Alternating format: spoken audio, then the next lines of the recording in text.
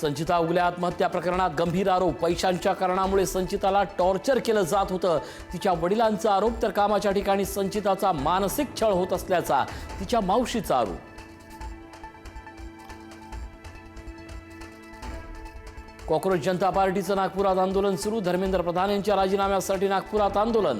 आंदोलनादरम्यान हिंदुत्ववादी लोकांकडून घोषणाबाजी. आंदोलनकर्ते अर्बन नक्षल असल्याच्या घोषणा.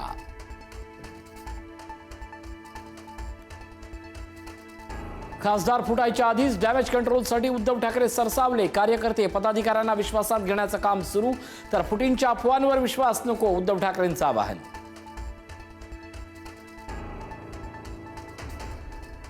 भाजप आमदार बंदा म्हात्रेंकडून मंत्री गणेश नाईकांची मुख्यमंत्र्यांकडे तक्रार. जॅक लावून नाईक मंत्री झाल्याची टीका. नवी मुंबईत नाईक म्हात्रेंमधला वाद उफाळला.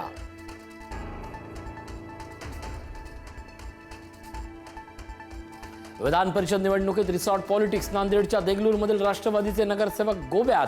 नगरसेवकांचं स्विमिंग पूल आणि बीचवरील व्हिडिओ व्हायरल. विरोधकांकडून टीका.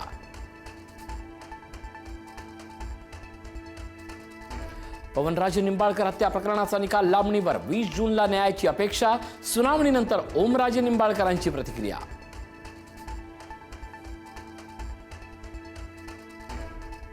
महसूल विभागाकडून एक बचत गट 1 हेक्टर जागा योजना जाहीर. महिलांना रोजगार देण्यासाठी 5 वर्षाच्या लीजवर जमीन देणार. मंत्री बावनकुळेंची मोठी घोषणा.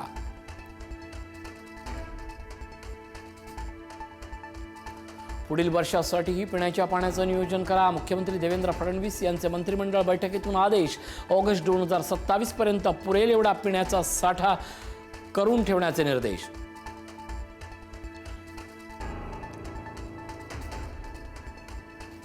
राज्यात मान्सून लांबल्यानं चिंता वाढली. पुढील 5 दिवस मान्सूनचा पाऊस होण्याची कुठलीही शक्यता नसल्याचा अंदाज. मान्सून सर्वदूर येईपर्यंत शेतकऱ्यांनी पेरणी न करण्याचं आवाहन.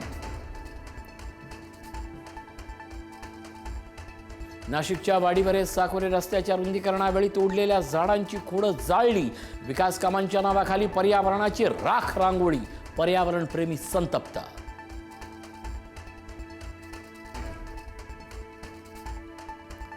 नीट पुनर्परीक्षेमुळे 22 जूनपर्यंत टेलिग्रामवर बंदी. मेसेज एडिट फीचर देखील 30 जूनपर्यंत बंद. नीटची पुनर्परीक्षा 21 जून रोजी होणार.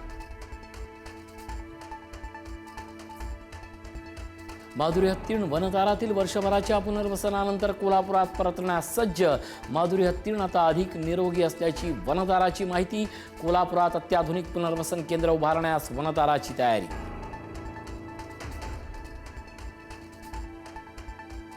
सावित्रीबाई ज्योतिराव फुले मालिका 20 जून पासून होणार पुन्हा सुरू.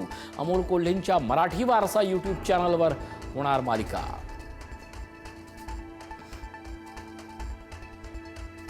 पुरुषोत्तम अधिक मासात विठ्ठलाच्या दानपेटीत 9 कोटींचं दान. अधिक मासात 14 लाख भाविकांनी घेतलं दर्शन. विठ्ठल रुक्मिणीच्या चरणावर 81 लाख रुपयांचं दान.